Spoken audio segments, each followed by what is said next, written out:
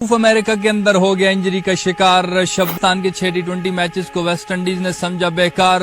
Young लड़के लड़कियों के ट्रायल स्टार्ट हो रहे हैं। अगर तुम में भी टैलेंट है तो निकल आओ बाहर। तो पाकिस्तान का जो इस वक्त फास्ट एंड फ्यूरियस घूम रहा है हारिस रऊफ, जो मेजर क्रिकेट लीग अमेरिका में हो रही है, उसमें जाके ये बम्बू गाड़ रहा है, तोड़ फोड़ रहा है, विकेटों पे विकेटें उड़ा रहा था। कभी 4 विकेटें, कभी 3 विकेटें हर मैच में। हालांकि जहाँ पे ये टूर्नामेंट चल रहा है वहाँ पे तो छक्के छक्के बहुत लग रहे हैं। पिछले दिनों फिन एलन ने इतना धोया, उधर मैक्सवेल भी चल गया जो कभी चलता ही नहीं है लीग में। ऐसी लीग में हारिस रऊफ जाकर तबाही फेर रहा है अपनी बॉलिंग से। जाहिर है जब इतनी अच्छी बॉलिंग करोगे तो नजर तो लगेगी। और हैमस्ट्रिंग इंजरी हो गई है भाई, कड़ुल छड़ुल के पट्टे वट्टे खिंच गए, जालिम किस्म।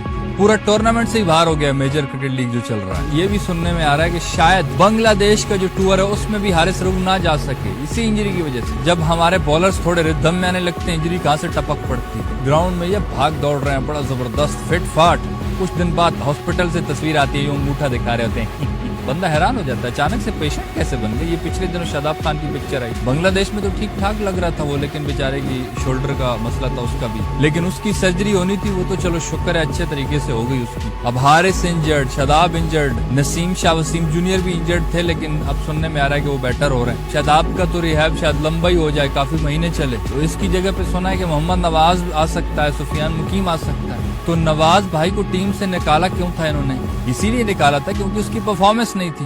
अब टीम में वो आ क्यों रहा है किसी को कुछ नहीं पता है। सुफियान मुकीम के साथ अगर तुम नवाज को लेके आ रहे हो चलो फिर एतराज नहीं है, लेकिन अगर सुफियान मुकीम को बाहर बिठा दी और नवाज को लेके आ गए तो ये कहाँ का इंसाफ है। सुफियान पाकिस्तान का बहुत जबरदस्त बॉलर है, उसको थोड़ी सी उस पर तवज्जो दें तो वो बहुत बड़ी बला बन सकता है। वो आता तो है, एक आध मैच में परफॉर्म करता है, थोड़ा कॉन्फिडेंस आता है, बाहर निकाल देते कि नहीं बेटा तू अभी सीख के आ जा। इसी चक्कर में वो दोनों कश्तियों में फंसा हुआ है कि यार पता नहीं मुझ में टैलेंट है भी कि नहीं है, थोड़ा सा होगा शायद। फिर वेस्ट इंडीज को पाकिस्तान ने जो ऑफर की थी कि हमारे साथ 6 T20 मैचेस खेल लो। सीरीज पहले से ये तय थी कि 3 T20 मैचेस, 3 वनडे होंगे। उन्होंने अपना वही पुराना जो शेड्यूल था वही बता दिया, वही अनाउंस किया 2 दिन। जो वेस्ट इंडीज वालों ने शेड्यूल अनाउंस किया ऑफिशियली, जो तीनों T20 मैचेस हैं वो अमेरिका के अंदर खेले जाएंगे, 31 जुलाई, 2 अगस्त और 3 अगस्त। उसके बाद जो 3 वनडे मैचेस हैं वो तीनों वेस्ट इंडीज के अंदर खेले जाएंगे, 8 अगस्त, 10 अगस्त और 12 अगस्त। इसके लिए स्क्वाड और शेड्यूल पाकिस्तान ने भी अनाउंस करना था, शायद एक आध दिन में कर देगा, हो सकता है अभी से कर दे, लेकिन बहुत जल्द करने वाले थे। अब बात कर लेते हैं यार जो ट्रायल्स चल रहे हैं सिंध में, अलग अलग जगह पे हो रहा है। सबसे पहले कराची के अंदर एक लोकेशन है NED